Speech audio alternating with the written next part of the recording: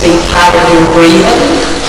I realise that it is, and it's been for many of you here tonight, a deeply personal and moving time as you remember friends and family who you've lost, and maybe your own hurts, and think forward, I guess, for the country and your hopes for the Tamil people who are still in Sri Lanka, as well as your community here. The Green Party wants to, I'm here as the Green Party's human rights spokesperson because we believe in human rights and we believe in the possibility of peace. And from what I saw in Sri Lanka and so many reports and the stories we've heard tonight, I realise peace in Sri Lanka is going to take the support of the international community.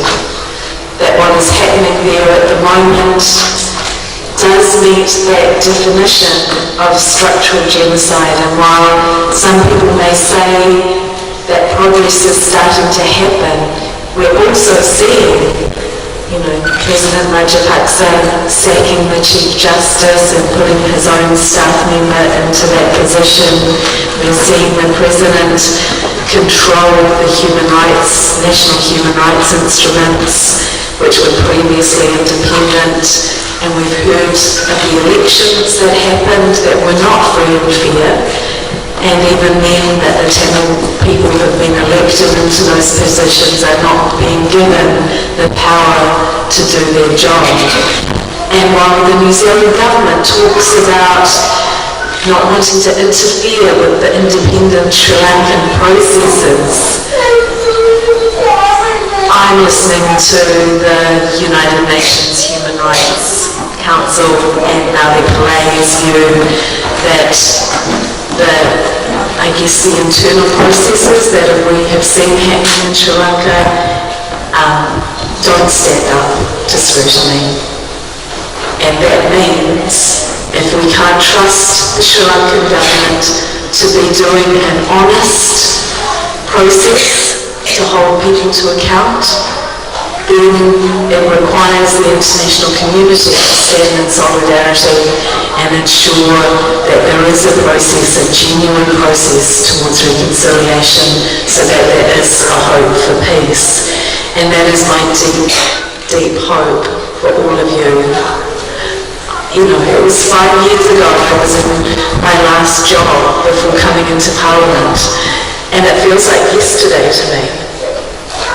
I can't imagine how fresh the wounds must be of such a horrific massacre, and the fact that it's been treated as if it's something in the distant past is offensive. And I want to acknowledge that, and we will be working to do what we can to help in terms of the international community in supporting a process of reconciliation and honest holding to account, in the recognition that this has been a process that has been going on since independence and before. But I do believe there must be hope for peace on those lands and the future for the Tamil people and yourselves. Kia ora. Thank you.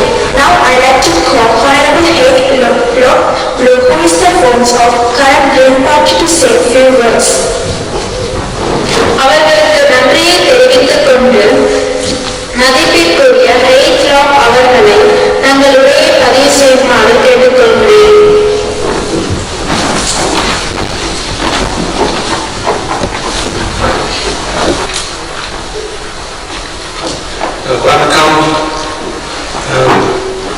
This is a very sad time on the 5th anniversary of the massacre where so many people died in Sri Lanka, and I know many of you have friends, relations who died in that massacre. And it's a time for me too to remember some of the people I met when I visited there in 2003 during the ceasefire. People who since then have died in the wars with Tamil children who I met, and also, as was referred to in an earlier speech, people who tried to surrender and were shot down, such as two people I met, Mr. Madison and Mr. Pully Devon, who were both shot down after they surrendered. It is shocking. I support everything that Jan has said, and it's shocking, the New Zealand government's position, because it's getting worse and worse, and it's being done in secret.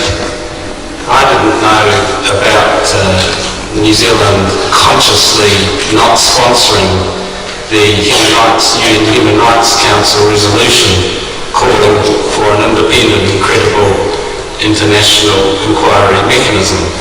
That was hidden from us. You can look at the website for Murray McCully as Minister of Foreign Affairs. You'll see no reference to New Zealand taking that stance, and it seems in contradiction to even what the Ministry of Foreign Affairs and Trade internal advice was to the Minister, because according to Jan Logan's press release this morning, which I have read, the Ministry's advice was that freedoms for civil society and media are increasingly restricted, and there is, quote, ongoing discrimination against the Tamil minority and discrimination against other minorities as well. So things are getting worse, and yet the government sends Murray McCully there on a trip that wasn't terribly well advertised to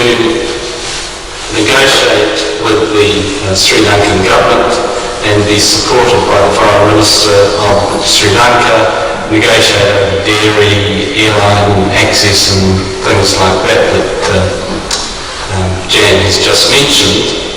And even worse, that the Prime Minister of Sri Lanka, G.L. Peres, then praises New Zealand for not co-sponsoring this UN Human Rights Council resolution. That is abominable, and it just shows how the foreign policy under this government is conducted. It's done in secret, and only really comes out when the Sri Lankan press itself promotes the fact that the Foreign Minister has praised New Zealand's position of selling out the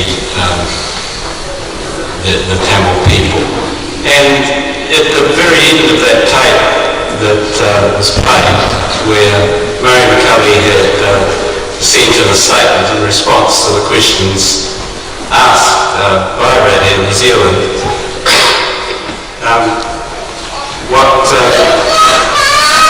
that Murray McCully says that an externally driven investigation, that is a UN-initiated investigation, would be to the detriment, I think that's the word he used, to the detriment of an internal investigation, when it is absolutely clear over the last 5 years that no effective internal investigation has been launched by the Sri Lankan government.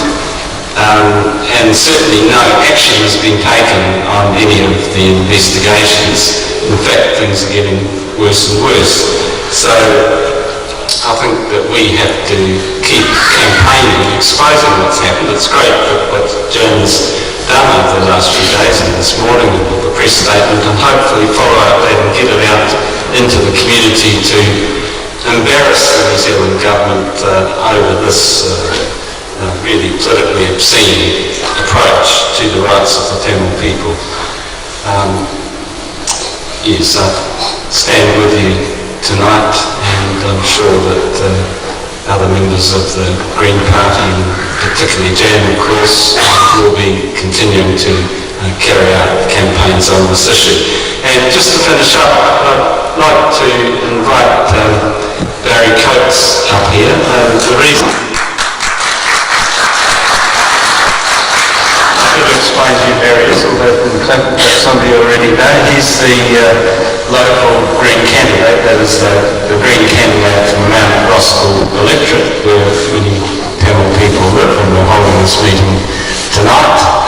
He is also, until recently, the executive director of Oxfam, which is a very important post and a very important organisation, and one which enabled him to have some familiarity with the Tamil issues and be part of aid to the Tamil people, etc. So hopefully when the parliamentary list for the Green Party comes out, the list of the priority order of people being put into Parliament, that not only will Jan be higher on that list, but hopefully Barry will be higher on the list, and you'll have two members of Parliament to promote the Tamil cause. Thank you. Thank you very much, Keith, and I feel very humble in being here to share this memorial with you all. As Jan said, the time that has elapsed is very, very short, and I certainly I know that the pain that many of you must still be feeling. As Keith said, I was for 10 years the director of the non-governmental organisation Oxfam, and Oxfam has worked in the Tamil areas for many years in the past, many decades. And from New Zealand, we particularly targeted help to the East Coast in the wake of the Indian Ocean tsunami in December 2005 to affected Tamil areas. So I'm very pleased to be here tonight. I'm very pleased to be the candidate for this area, and I hope to see you in the next few months in the run-up to the next election, and I hope there'll be more Green Party people there to carry the message, as Keith has so well, and Jan recently. Thank you.